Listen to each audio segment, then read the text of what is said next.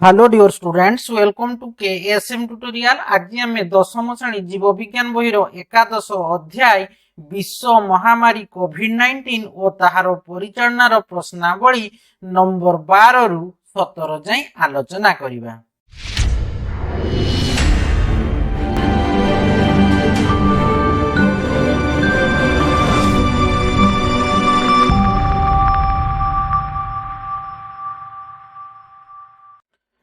तो देख विश्व महामारी कोविड-19 और ताहार परिचालनार प्रश्नावली देख कौन अच्छी आम प्रीवियस वीडियो नंबर 1 रु 11 जाए आम आलोचना करते 1 रु 11 जाए। आज आम 12 रु आलोचना करवा। तो देख 12 नंबर क्वेश्चन रे कौन कही ना कोविड-19 निदान दुईटी व्यापक व्यवहृत प्रक्रिया वर्णना कर कही लगी। देख ता उत्तर कौन लिखिबो। तो देखो এটা হচ্ছে 12 নম্বর কোভিড-19 নিদান দুইটি ব্যাপক ব্যবহৃত প্রক্রিয়া বর্ণনা করো। তো উত্তর লিখিব সাধারণত দুইটি উপায়ে কোভিড-19 নিদান করা যায় হেলা কি। তো ফার্স্ট হচ্ছে কোন না ফার্স্ট হচ্ছে ভূতাণু চিহ্নট তো আরটি-পিসিআর হেলা কি। তো আইসোথর্মাল অ্যাপ্লিকেশন ও অ্যান্টিজেন পরীক্ষা যেটাকে আমি অ্যান্টিজেন টেস্ট বলি কହୁছে ইত্যাদি পরীক্ষা দ্বারা ভূতাণু চিহ্নট করা যায়। তো এটা গোটে আমার কোন নিদান প্রক্রিয়া যে আমার দুইটা ব্যাপক প্রক্রিয়া যে রহিছি হেলা কি নিদানর দুইটি যে ব্যাপক প্রক্রিয়া হইছি গোটে দেলা ভূতাণু চিহ্নট। তো সেটা হচ্ছে ভূতাণু চিহ্নট আরটি-পিসিআর এবং আইসোথর্মাল অ্যাপ্লিকেশন এবং অ্যান্টিজেন পরীক্ষা ইত্যাদি দ্বারা কোন হচ্ছে না ভূতাণুকু চিহ্নট করা যাଉଛି। আর সেকেন্ডটা হচ্ছে কোন না রোগ প্রতিরোধ শক্তির পরীক্ষা কোন হচ্ছে না রাপিড ডায়াগনস্টিক টেস্ট হেলা কি ডায়াগনস্টিক টেস্ট বা আমি কହୁছে কোন এলাইজা বা আমি ELISA হেলা কি। তো তার ফুল ফর্ম কোন এলাইজা হেলা কি। তো তার ফুল ফর্ম হচ্ছে কোন ই ফর এনজাইম এবং ই ফর কোন enzyme L for linked I for immuno S for immuno S হচ্ছে কোন সরবেন্ট হেলা কি এসএ হেলা কি। তো এটি এনজাইম লিঙ্কড ইম্যুনো এটি লিখিব সরবেন্ট এসএ হেলা কি সরবেন্ট হেলা কি সরবেন্ট আসে। তো আলেইজা মানে কোন সেটাকে আমি এলিসা বলি মধ্যে কହୁছে হেলা কি। তো আলেইজা भी কই পারো বা এলিসা মানে কোন এনজাইম লিঙ্ক ইম্যুনো আসে সরবেন্ট এসে।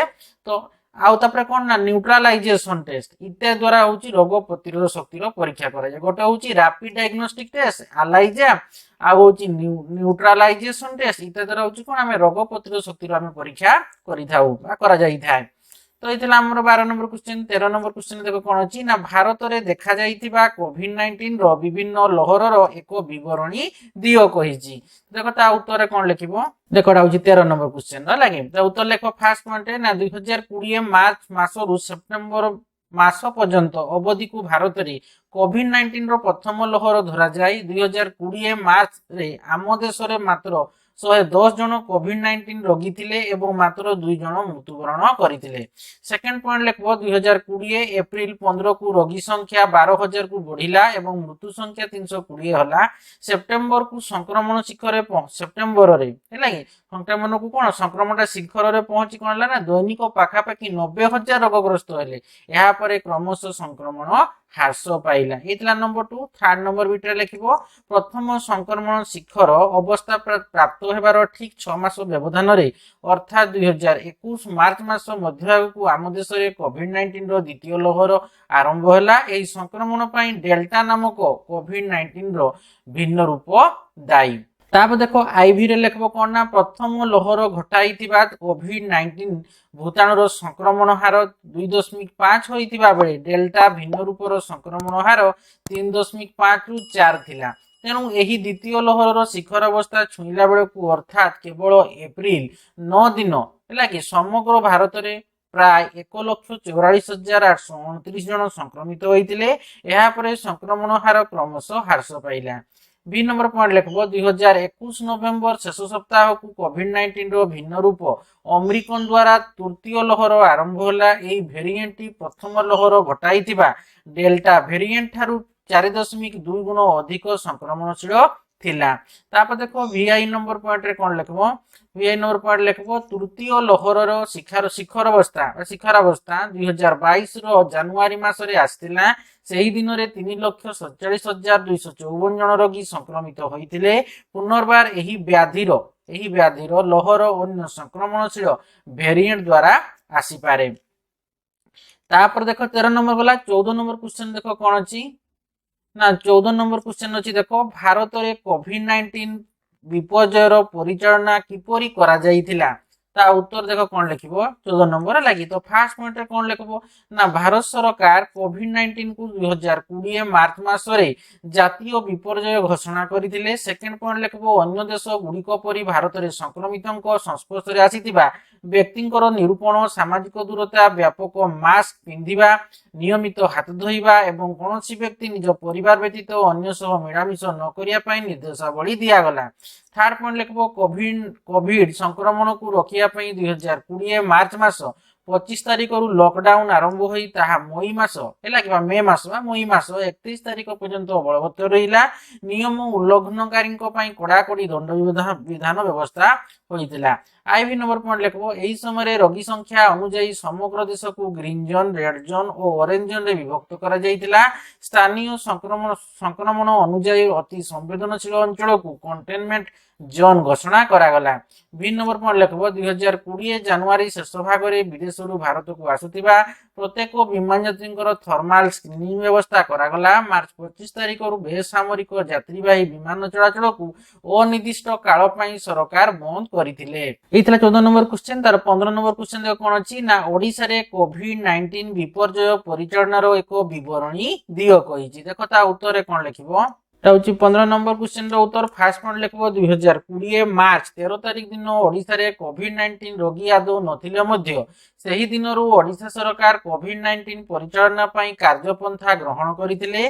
सेकंड पॉइंट लिखबो आम राज्य रे 2022 बेले को सरकारी स्तर रे 44 टी और बेसरकारी स्तर रे 23 टी कोविड-19 परीक्षण केंद्र प्रतिष्ठा करा जाई पारिछि। थर्ड पॉइंट लिखबो कोविड-19 रोगी सदग्ध हैला कि दिग्ध रोगी और रोगी संस्पर्श रे आसीथिबा व्यक्तिंकर चिन्हट सह विदेशागत और अन्य राज्य आसुथिबा समस्त व्यक्तिंकर परीक्षा और पंजीकरण करा जाउथिला। लक्षण नथिबा व्यक्तिंकर मध्य नमूना परीक्षा करा जाउथिला।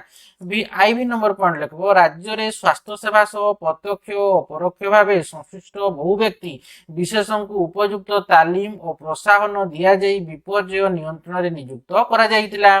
बी नंबर पॉइंट लिखबो सारा राज्य रे अनेक गुड़िए कोविड अस्पताल बा हॉस्पिटल जोटा कहूचे लगे अस्पताल माने कोन हॉस्पिटल स्थापन करा जाई विशेषज्ञों परामर्श रे चिकित्सा व्यवस्था करा जाइतिला। तापर वीआई नंबर पॉइंट लिखबो संक्रमण रो हार अनुसार लॉकडाउन शटडाउन इत्यादि निषिद्ध अंचल रे घोषणा करा जाउतिला। तो एतला तुमरो 15 नंबर क्वेश्चन। 16 नंबर क्वेश्चन देखो टिप्पणी लिखि संक्षिप्त टिप्पणी लेखा पई कहिछि।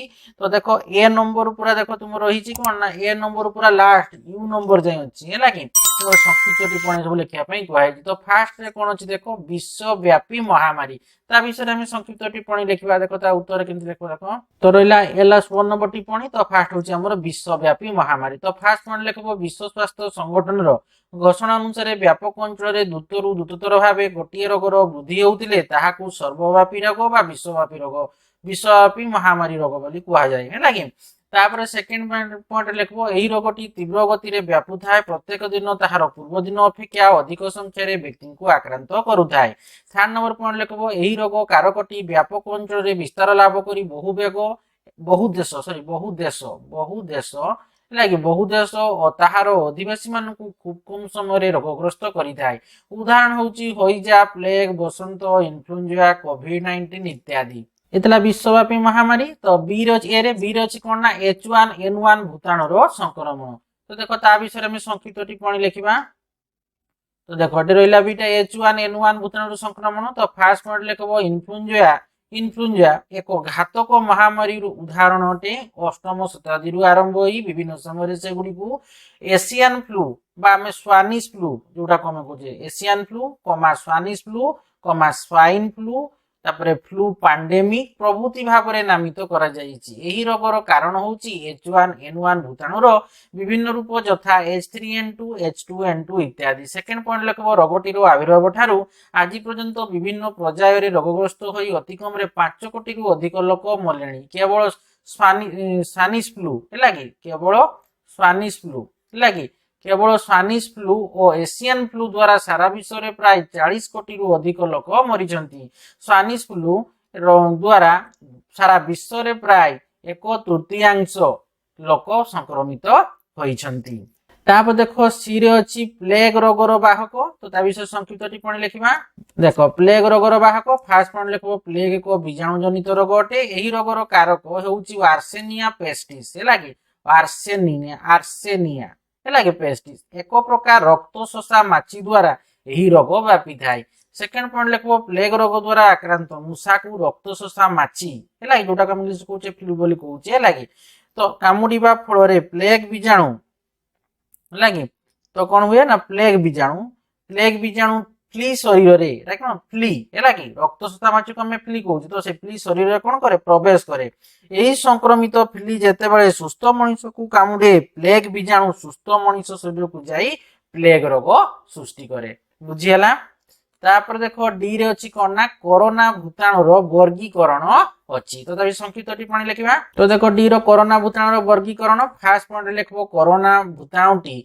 नाइडो भाइरल्स लागबा निडो भाइरस भी कहि पारन वाले वर्ग रो अंतर्भुक्त भूताणु मानकर विभिन्न वर्ग मध्य रे सर्वबृहत ई तीनोटी अंश यथा कोरोना भिरिडी आटेरी भिरिडी रनी भिरिडी रहिसंती सेकंड पॉइंट लिखबो कोरोना भिरिडी रो दुईटी उपवंश होउची कोरोना भिरिना और टन भिरिना लागी टन भिरिना तो सेथिरु कोरोना भिरिना रे कोविड-19 व्याधि करूतिबा कोरोना भूताणु स्थानित पाइची बुझियला कि नै तो देखो कहूची कोरोना भिरिडी रो दुईटी उपवंश होउची कोन गोटे होउची कोरोना भिरिना आ गोटे होउची टन भिरिना हे लागी टन भिरिना तो सेथिरु कोरोना भिरिना रे कोविड-19 व्याधि करूतिबा कोरोना भूताणुटा कोन अछि स्थानित होईची बुझियला एटा डबल लेखाई काटी दबो लागी तापर देखो ई रे अछि कोन ना डी सल्ला ई रे देखो अछि कोरोना भूताणु रो नामकरण तो देखो ता विषय संक्षिप्त टिप्पणी कोन लेबो कोरोना भूताणु रो नामकरण देखो ई रे अछि फास्ट पॉइंट लेखबो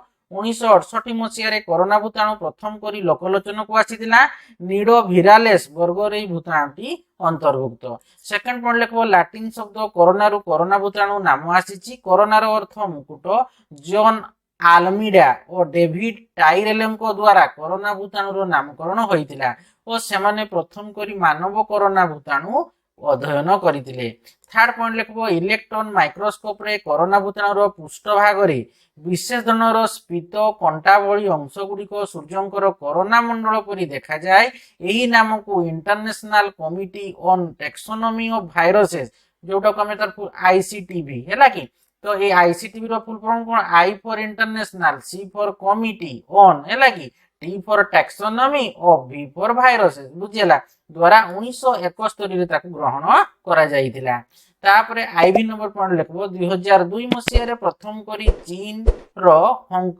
और हांगकांग रे हैला कि चीन और हांगकांग रे कोरोना भूताणु जनित सारस सारस हैला कि SARS S for severe A for acute R for respiratory S for syndrome हैला कि देखा जाईतिला एहा परे 2012 रे सऊदी अरब रे देखा जाईतिबा कोरोना भूताणु जनित रोगर नाम थिला मर्स हैला कि एमईआरएस मर्स तो M for middle E for east R for respiratory एवं एस फॉर सिंड्रोम मर्स जोटा कहूचे हैला कि तो सार्स और मर्स व्याधि रो उत्पत्ति बादुडी रो होईची बोली प्रमाणित होईची तापर देखो भी रे लिखबो कोन ना 2019 मसिया डिसेंबर 1 तारिख रे चीन रो वुहान शहर रे प्रथम कोविड-19 रोगग्रस्त व्यक्ति चिन्हट करा जाईतिला पूर्वरु निर्णीत सारस हैला कि भूताणु ठारू एही भूताणु रो केतोटी गुण भिन्न थिला तेनु आईसीटीवी द्वारा अनुमोदित आईसीटीवी रो फुल फॉर्म कोन कहले टिके आगरु ना देखो हमर आई फॉर होची कोन इंटरनेशनल हैला कि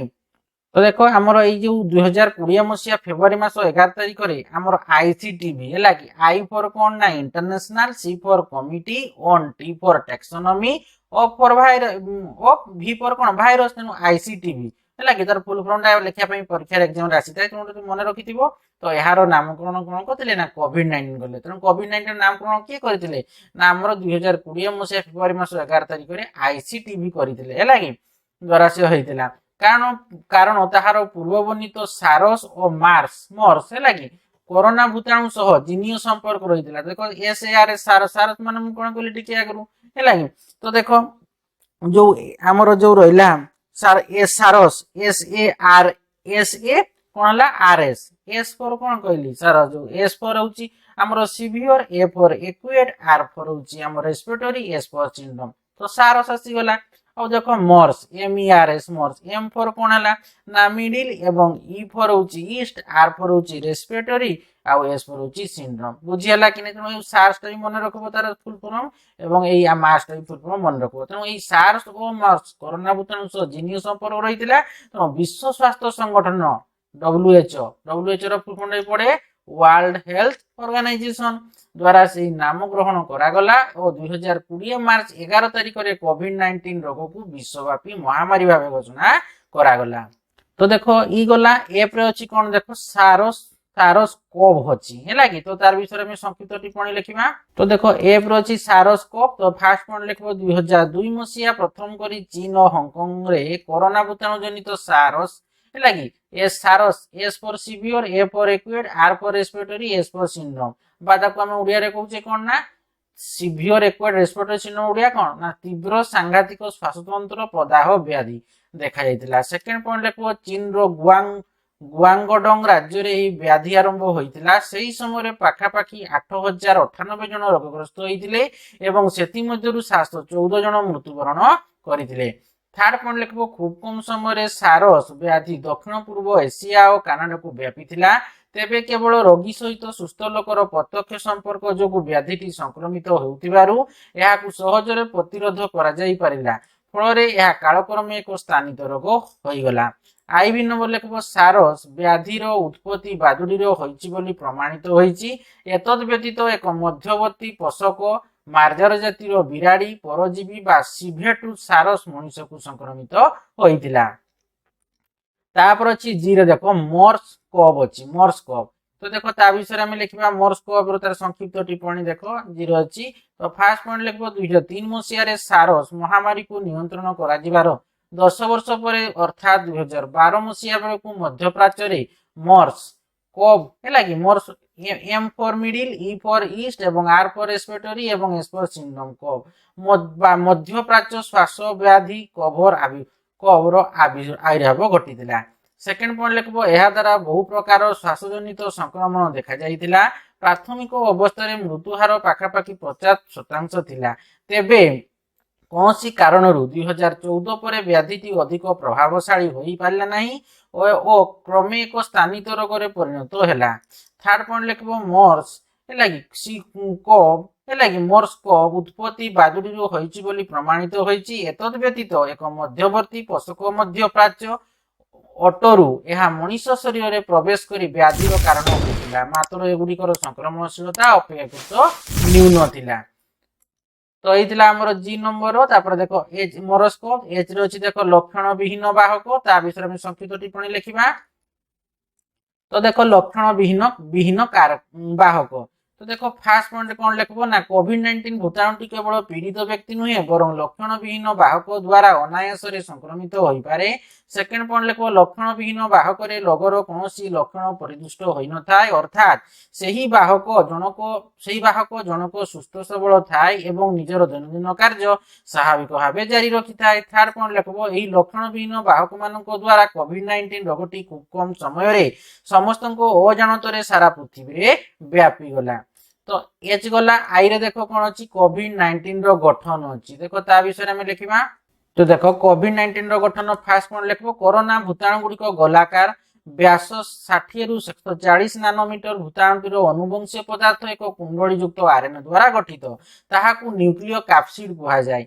सेकेंड पॉइंट लिखबो अन्य आरएनए भूताणु ठारू कोरोना भूताणुर आरएनए अन्य एही कोरोना भूताणुर आरएनए को पॉजिटिव सेंस आरएनए कहा जाए कारण पोषक शरीर रे यह सीधासलख भूताणु पुष्टिसार सृष्टि करि पारे। थर्ड पॉइंट लिखबो कोरोना भूताणु संगठन सबुठारु स्पष्ट गठन होउची ताहारी उपरि भाग बेष्टित स्फीत गदा आकृतिर कंटा भली अभिवृद्धि समूह। तो एतिला हमर आई जेरे देखो कौन अच्छी ना कोविड-19 अव्यक्त बा रोग पुष्टि अवधि तो देखो ता उत्तर कौन लिखिबो।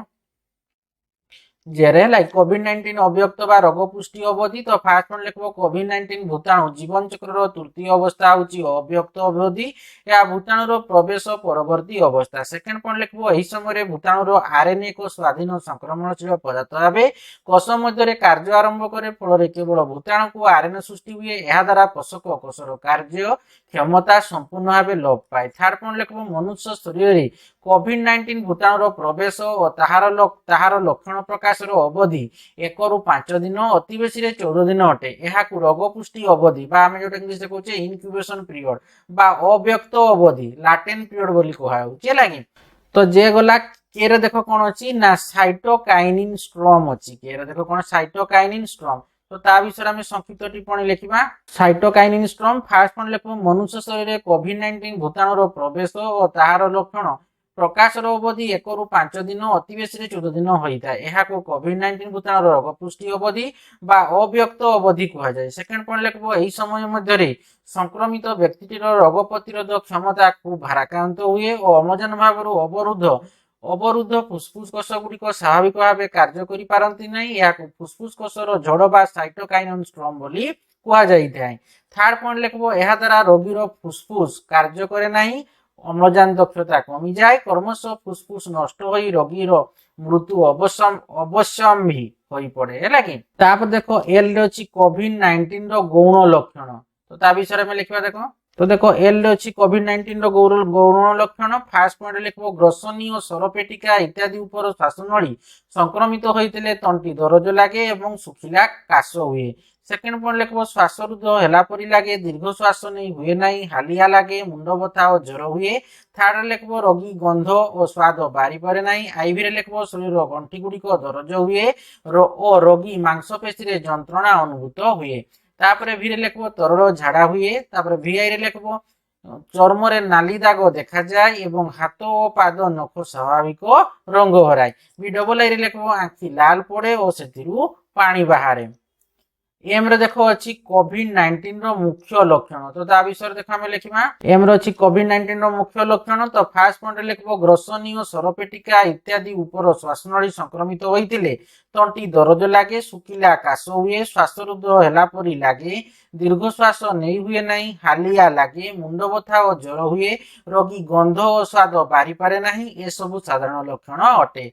सेकंड पॉइंट लिखबो श्वासतंत्र निम्न अंश अर्थात श्वासनलिका और फुसफुस रो सूक्ष्म श्वासतंत्र संक्रमित हेले भीषण काश हुए सेथिरु कफ बाहरे दीर्घ श्वास नेबारे कष्ट हुए एवं श्वासरुद्ध हेला परि लागे।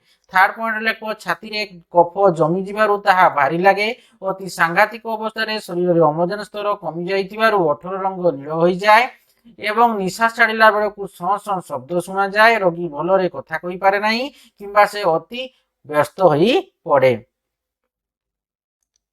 एम गला एन रे देखो अछि कोविड-19 रो प्रतिरोध उपाय तो देखो ता विषय में लिखबा। देखो एन रे अछि कोविड-19 रो प्रतिरोध उपाय तो कोविड-19 रु आरोग्य लाभ करिया पई ए पर्यंत 100% फलप्रद औषध बाहरी नाही। तेबे रोग प्रति सचेतनता और सावधानता ही रोग प्रतिरोधर सर्वोत्तम उपाय। रोगर गुण लक्षण गुड़िक देखा क्षणी मोटामोटी भाव निम्न केतेक व्यवस्था ग्रहण करने आवश्यक। कौन कौन व्यवस्था ना फास्ट पॉइंट हूँ एक उपयुक्त वायु चलाचल करुवा प्रकोष्ठ रे रोगी पृथक बास करने उचित। सेकेंडा हूँ एक 3 स्तर युक्त मासकू 6 घंटा व्यवहार करने पर किंबा ओदा हो गले किंबा से धूली माटी लगिले ताहाकू बदलाइबा उचित। कौनसी परिस्थिति रे रोगीर पृथक बास कोठरी को कहीं प्रवेश कले से माने N95 मास्क पिंधिबा उचित। थर्ड पॉइंट लिखबो ना 1% है कि 1% रे लगी 1% सोडियम हाइपोक्लोराइड द्रवण रे रोगीर मास्क को विशोधित करा जिबा उचित। तापर देखो कौन अच्छी आईवी रे लिखबो ना रोगी विश्राम नेबा सह अधिक परिमाण रे तरल खाद्य खाई शरीर उपयुक्त जलीय अंश रक्षा करिबा आवश्यक। तापर भी लिखबो साबुन किंबा तरल हाथ धुआ को नहीं हाथ रे बड़ी भलो भाव रे 20 सेकंड पर्यंत पानी रे धोइबा उचित किंबा सैनिटाइजर रे हाथ को सफा करिबा उचित। भी रे लिखबो कोन ना रोगी रो आशापत्र को केही व्यवहार करिबा उचित नहीं। ପୃଥକାବାସରେ ଥିବା ରୋଗୀ ପ୍ରକୋଷ୍ଠର ଚଟାଣକୁ 1% ସୋଡିୟମ ହାଇପୋକ୍ଲୋରାଇଡରେ ପୋଛିବା ଉଚିତ। ଘରର କବାଟ ଓ ଝରକାର ନବ ଓ ରୋଗୀର ଆଶାପତ୍ରକୁ ବିଶୋଧିତ ଓ ଭୂତାଣୁ ମୁକ୍ତ କରିବା ଉଚିତ। VII ରେ ଦେଖ ଅଛି କଣ ନା ନିୟମିତ ଭାବେ ରୋଗୀ ଶରୀର ତାପମାତ୍ରାର ବିବରଣୀ ରଖାଯିବା ଉଚିତ। ରୋଗୀର ଅକ୍ସିଜେନ ସେଚୁରେସନ ସ୍ତରର ନିୟମିତ ବିବରଣୀ ରଖିବା ଓ ଏଥିରେ କୌଣସି ଅସ୍ୱାଭାବିକତା ଦେଖାଦେଲେ ଡାକ୍ତରଙ୍କର ପରାମର୍ଶ ନେବା ଉଚିତ। ଓରେ ଦେଖ ଅଛି ଟୀକାକରଣ, ସେ ବିଷୟରେ ଆମେ ଦେଖ ଲେଖା ତାର ସଂକ୍ଷିପ୍ତ ଟିପ୍ପଣୀ। ଟୀକାକରଣ ତ ଦେଖ ଫାଷ୍ଟ ପଏଣ୍ଟ ଲେଖିବ ବିଭିନ୍ନ ସଂକ୍ରାମକ ଓ ଅଣସଂକ୍ରାମକ ରୋଗୀର ଭୟାବହ ପ୍ରଭାବରୁ ରକ୍ଷା ପାଇବା ନିମନ୍ତେ ଏକମାତ୍ର ଅବର୍ଥ ଉପାୟ ହେଉଛି ସମୂହ ଟୀକାକରଣ। ସେକେଣ୍ଡ ପଏଣ୍ଟ ଲେଖିବ ଏହା ଦ୍ୱାରା ପ୍ରତ୍ୟେକ ବ୍ୟକ୍ତିର ଶରୀରରେ ଅର୍ଜିତ ରୋଗ ପ୍ରତିରୋଧ କ୍ଷମତା ସୃଷ୍ଟି ହୁଏ, ଫଳରେ ତାହା ସ୍ୱାଭାବିକ ଜୀବନଚର୍ଯ୍ୟା ପାଇଁ ସୁରକ୍ଷା କବଚ ସାବ୍ୟସ୍ତ ହୋଇଥାଏ। ଥାର୍ଡ ପଏଣ୍ଟ ଲେଖିବ ଟୀକାକରଣ ପୂର୍ବରୁ ଟୀକା ପ୍ରସ୍ତୁତି ପାଇଁ ଅତି କମରେ 5ଟି ସୋପାନ ଅତିକ୍ରମ କରିବାକୁ ପଡିଥାଏ, ଯଥା ପ୍ରାକ୍ ନିଦାନିକ ପରୀକ୍ଷା, ନିରାପତ୍ତା ପରୀକ୍ଷଣ, ବିସ୍ତାରିତ ପରୀକ୍ଷଣ, ଦକ୍ଷତା ପରୀକ୍ଷା ଓ ନିୟାମକ ଅନୁମତି। IV ନମ୍ବର ପଏଣ୍ଟ ଲେଖିବ ଟୀକା ପ୍ରସ୍ତୁତିର ସମସ୍ତ ସୋପାନ ସଫଳ ହେବା ପରେ ଅନୁମୋଦନ ମିଳିଲେ ସାର୍ବଜନୀନ ଟୀକାକରଣ କରାଯାଏ। ତାପରେ ଦେଖ ପି ରେ ଅଛି କୋଭାକ୍ସିନ, ତା ବିଷୟରେ ଆମେ ସଂକ୍ଷିପ୍ତ ଟିପ୍ପଣୀ ଲେଖିବା। କୋଭାକ୍ସିନ ହେଲା କି ତ ଦେଖ କୋଭାକ୍ସିନ ର ଫାଷ୍ଟ ପଏଣ୍ଟ ରେ କଣ ଲେଖବା ନା କୋଭାକ୍ସିନ ହେଉଛି ଆମ ଦେଶରେ ସମ୍ପୂର୍ଣ୍ଣ ସ୍ୱଦେଶୀ ଜ୍ଞାନ କୌଶଳରେ ପ୍ରସ୍ତୁତ ହୋଇଥିବା ପ୍ରଥମ ଟୀକା। ସେକେଣ୍ଡ ଟା ହେଉଛି କଣ ନା ଭୂତାଣୁକୁ ଜାତୀୟ ଭୂତାଣୁ ବିଜ୍ଞାନ ସଂସ୍ଥା ବା ଯୋଉଟାକୁ ଆମେ ନ୍ୟାସନାଲ ଇନଷ୍ଟିଚ୍ୟୁଟ ଅଫ ଭାଇରୋଲୋଜି ପୁଣେରେ ପୃଥକୀକୃତ କରାଯାଇ ତାହାର ହ୍ରାସିତ ନିଷ୍କ୍ରିୟ ଉପାଦାନ ଗୁଡିକୁ ହାଇଦ୍ରାବାଦ ସ୍ଥିତ ଭାରତ ବାୟୋଟେକରେ ସଫଳତାର ସହ ଟୀକା ଭାବେ ଉତ୍ପାଦିତ କରାଯାଉଛି। ୟୁରେ ଦେଖ ଅଛି ବାଧାବିଘ୍ନ ଅତିକ୍ରମ ସଂକ୍ରମଣ ହେଲା କି ତ ତା ବିଷୟରେ ଆମେ ସଂକ୍ଷିପ୍ତ ଟିପ୍ପଣୀ ଦେଖ ଲେଖିବା। ତ ଦେଖ ବାଧାବିଘ୍ନ ଅତିକ୍ରମ ସଂକ୍ରମଣ ତ ଫାଷ୍ଟ ପଏଣ୍ଟ ରେ କଣ ଲେଖିବ ଅନେକ ଭୂତାଣୁ ଜନିତ ରୋଗ ମଣିଷକୁ ଥରେ ହୋଇଥିଲେ ତାହା ପୁନର୍ବାର ପ୍ରାୟ ହୋଇନଥାଏ, ଉଦାହରଣ ହେଉଛି ବସନ୍ତ ହାଡଫୁଟି। ସେକେଣ୍ଡ ପଏଣ୍ଟ ଲେଖ କିନ୍ତୁ 2 ବର୍ଷ ମଧ୍ୟରେ ଦେଖାଯାଉଛି ଯେ ପ୍ରଥମ ଲହରରେ COVID-19 ପୀଡିତ ବ୍ୟକ୍ତି ପୁନର୍ବାର ଦ୍ୱିତୀୟ ଲହରରେ ସଂକ୍ରମିତ ହେଉଛନ୍ତି। ଥାର୍ଡ ପଏଣ୍ଟ ଲେଖିବ 2ଟି ଡୋଜ ସମ୍ପୂର୍ଣ୍ଣ ଟୀକାକରଣ ନେଇଥିବା ବ୍ୟକ୍ତି ମଧ୍ୟ ରୋଗାକ୍ରାନ୍ତ ହେଉଛନ୍ତି, ଏହାକୁ ବାଧାବିଘ୍ନ ଅତିକ୍ରମ ସଂକ୍ରମଣ ବା ଯୋଉଟା ଇଂଲିଶ ଆମେ କହୁଛେ ବ୍ରେକ୍ ଥ୍ରୁ ଇନଫେକ୍ସନ କହୁଛେ ହେଲା କି। ତାପରେ ଦେଖ ଆର ରେ ଅଛି RT-PCR ତ ବିଷୟରେ ଦେଖ ଆମେ ଲେଖିବା ତାର ସଂକ୍ଷିପ୍ତ ଟିପ୍ପଣୀ।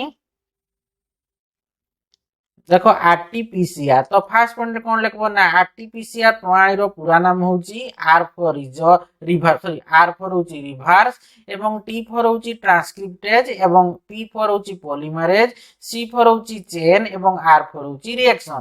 ଏହା ସର୍ବୋତ୍ତମ ମାନର COVID-19 ନିର୍ଣ୍ଣୟ ଉପାୟ ଅଟେ।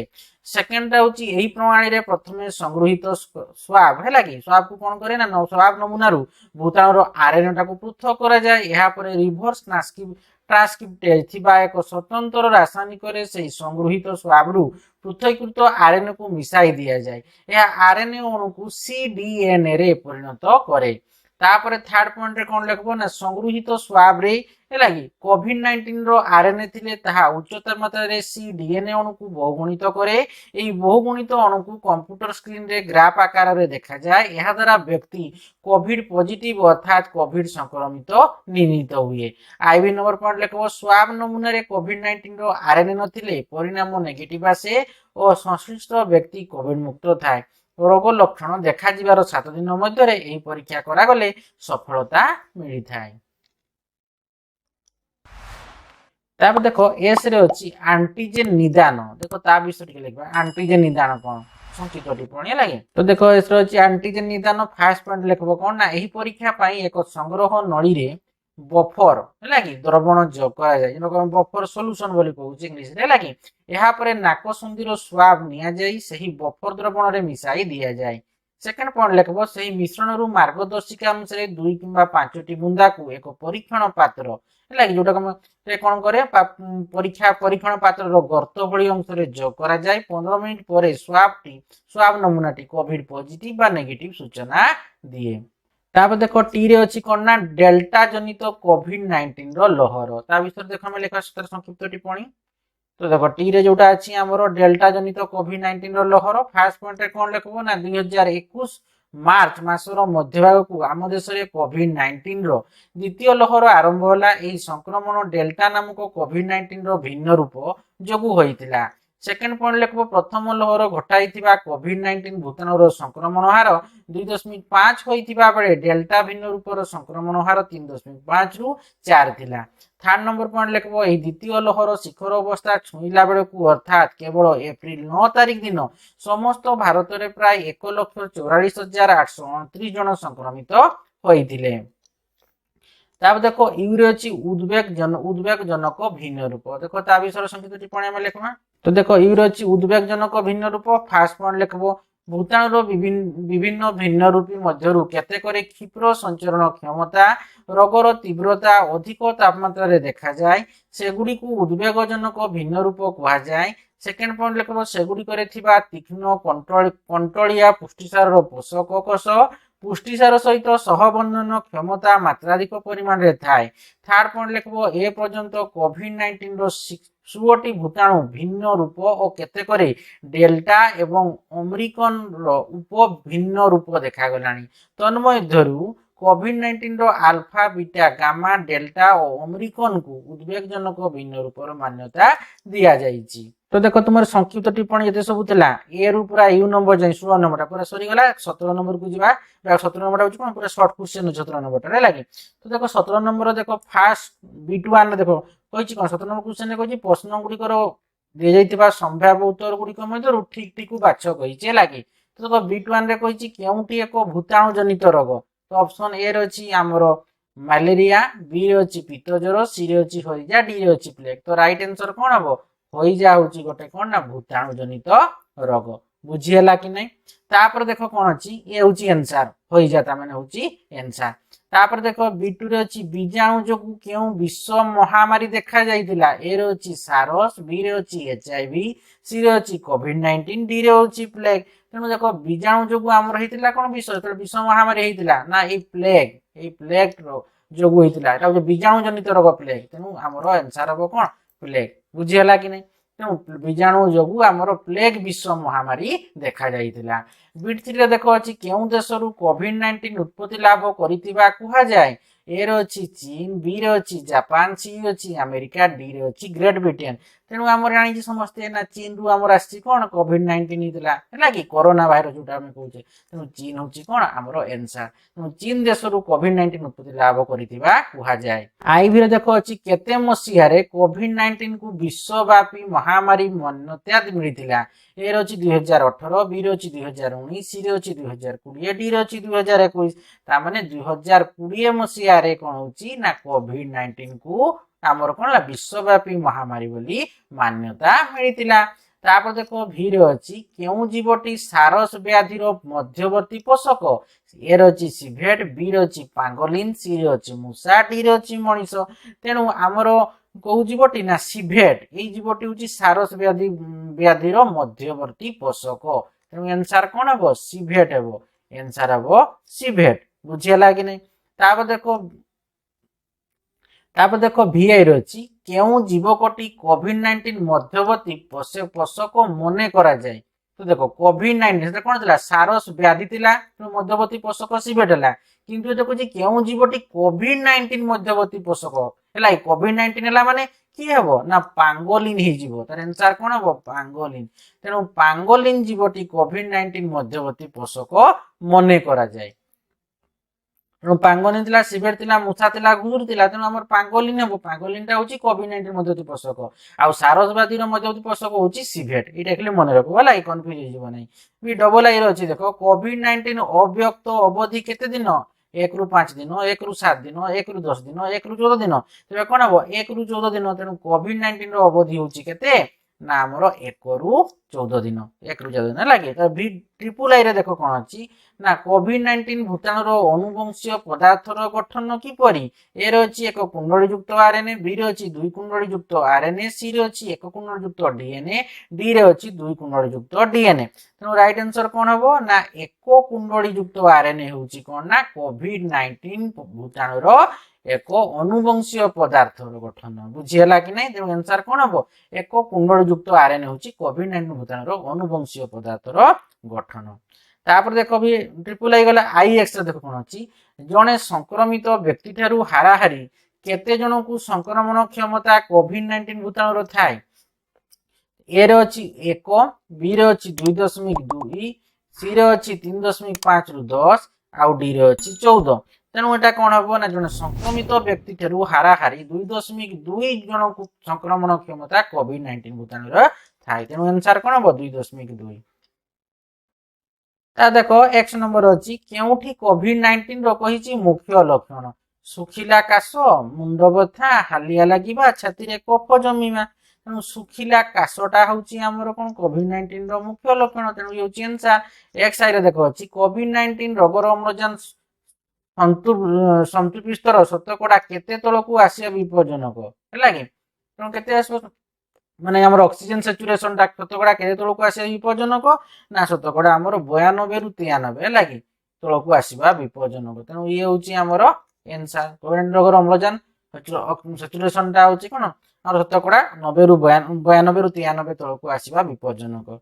तापरे एक्स डबल आई रही क्यों टीका भारत में संपूर्ण स्वदेशी ज्ञान कौशल विकसित ना आमर आंसर हो कोवैक्सीन हो आमर संपूर्ण स्वदेशी ज्ञान कौशल विकसित कोरोना टीका है कि तापरे एक्स ट्रिपल आई देख अच्छी क्योंठी भारत में विकसित प्रथम कोविड-19 डीएनए टीका कोविशील्ड कोवैक्सीन जाइकोव स्पुटनिक है कि तो आंसर कौन हम आमर तो जाइकोव हम है कि कौन हम जाइकोव जाइकोव देखो यहाँ अच्छी आमर जाइकोव तेणु ये हूँ आमर भारत में विकसित प्रथम कोविड-19 डीएनए टीका हूँ जाइकोव एक्स आईवी अच्छी देखो टीका विकास उपयुक्त क्रमटी सूचाओ ए अच्छी प्राक निदानिक परीक्षण रु निरापद परीक्षण विस्तारित परीक्षण दक्षता परीक्षण तापर नियामक अनुमति बी रे अच्छी निरापद परीक्षण प्राक निदानिक परीक्षण विस्तारित परीक्षण दक्षता अनुमति नियामक अनुमति सी रे अच्छी प्राक निदानिक परीक्षण दक्षता परीक्षण तापर विस्तारित परीक्षण तापर निरापद परीक्षण तापर होची नियामक अनुमति डी रे अच्छी प्राक निदानिक परीक्षण दक्षता परीक्षण नियामक अनुमति विस्तारित परीक्षण निरापत्ता अनुमति तेणु टीका विकास उपयुक्त क्रमटा कौन हम ये ऑप्शन ए जोटा अच्छी तेणु ये हूँ रईट आंसर कोटा ना आमर प्राक निदानिक परीक्षण तापर हेबो निरापत्ता परीक्षण तापर हेबो विस्तारित परीक्षण तापर हेबो दक्षता परीक्षण नियामक अनुमति ये हूँ कौन टीका विकास उपयुक्त क्रम कौ टीका जो गोटे हुए टीका जो तार विकास हुए से समय यही सब आमर तार क्रम रही यही सब क्रम अतिक्रम कर सारा टीका गोटे विकास होता है बुझीगला कि नहीं वैक्सीन जोटा को आम कहूँ वैक्सीन विकास होता है प्राक निदानिक परीक्षण हम तापर निरापत्ता परीक्षण हम विस्तारित परीक्षण हम कौन हम दक्षता परीक्षण हम जाई नियामक अनुमति दिज्व एक्स भी आई देखो एक्स आई भी अच्छी ना एटा एक्स भी अच्छी भूल देला एक्स आई भी पर भी हम एक्स भी अच्छी कौन ना केते डिग्री सेल्सियस रे कोविड-19 भूताणु अकामी हुए केते डिग्री सेल्सियस कोविड-19 भूताणु अकाम हुए ना 72 डिग्री सेल्सियस तेणु 72 डिग्री सेल्सियस जो कोविड-19 भूताणुटा कौन हम ना अकामी हो एक्स देखो भी अच्छी भी आई हवा कथा तो एक्स भी आई देख कौन अच्छी कोविड-19 निर्णयर सर्वोत्तम उपाय एंटीजन टेस्ट आरटीपीसीआर सी रे एलाइजा आउ डी रे स्कानिंग तेणु आमर जो आरटीपीसीआर आमर कोविड-19 निर्णयर सर्वोत्तम उपाय आरटीपीसीआर तेणु ये हूँ आंसर आरटीपीसीआर लगे तापर देखो एक्स भी आई ये डबल आई एक्स भी डबल आई रे क्योंठी भिन्न रूप जो कोविड-19 द्वितीय लहर आसीला बीटा गामा डेल्टा ओमिक्रॉन तेणु कौन हम डेल्टा तो ये डेल्टा रो भिन्न रूप जो कोविड-19 द्वितीय लहर आसीला तेणु डेल्टा हम आंसर एक्स आई एक्स देख कौन अच्छी क्यों जोन रे कोविड-19 रो हॉटस्पॉट रही था येलो ऑरेंज ग्रीन रेड तेणु रेड हम रेडटा हूँ हम रेड जोन हूँ कोविड-19 रो हॉटस्पॉट है कि बेसी मात्रा रे होता है रेड जोन माने सेठी बेसी मात्रा रे कोरोना कोविड-19 बा कोरोना हमर हिची बुझिला तापर देखो एक्स एटा एक्स हमर कोन भी एटा आइतंता कोन एक्स भी ट्रिपल आई था है कि आमर एक्स आई एक्स था है भूल अच्छी तो छाड़ 2020 मसीहा केते तारीख रे जनता कर्फ्यू भारत में पालन कर मार्च 10 ए रे बी रे मार्च 15 सी रे मार्च 2 डी रे मार्च 25 तेणु रईट आंसर कौन हम मार्च 2 हम तेणु मार्च 2 2020 मसीहा मार्च 2 तारीख रे जनता कर्फ्यू भारत में पालन कर बुझीगला कि नहीं तुम देख कही विषय को पहरे विषय बहुत तुम कौन बहुत सर्ट क्वेश्चन अच्छी है कि तेणु जितकी सब प्रश्नावली दि जाइए आहरी प्रश्नावली तुम से बही भर पढ़ो से सर्ट क्वेश्चन आहरी आस तेणु तुम भलसे बईटा को पूरा विषय को पढ़ो हेल्ले तुम जो क्वेश्चन आसले भी तुम्हें गुड़ाक आंसर दे पार बुझीगला कि नहीं। तो देख आज आम आलोचना कले कौन ना विश्व महामारी कोविड-19 ताहार परिचालनार जो प्रश्नावली 12 नंबर आम 17 नंबर जाए आलोचना कले प्रीवियस वीडियो आम 1 नंबर 11 नंबर जाए आलोचना करते अर्थात तुम ये विषयटा थिला है कि विश्व महामारी कोविड-19 तार परिचालना संपूर्ण भाव सरीगला। आशा करुच्ची पिला भिडियो को भल बुझीपार भिडियो को लाइक कमेंट और प्रचुर मात्रा शेयर कर जो मैंने पर्यटन चैनल को सब्सक्राइब करना करने को भूली जाइए अति शीघ्र चैनल को सब्सक्राइब करनी और पाखे बेल आइकन टी दबाई दो जहाँफल कि भिडियो छाड़ू छाड़ू तुम आग नोटिफिकेशन पड़ेगा। Thank you.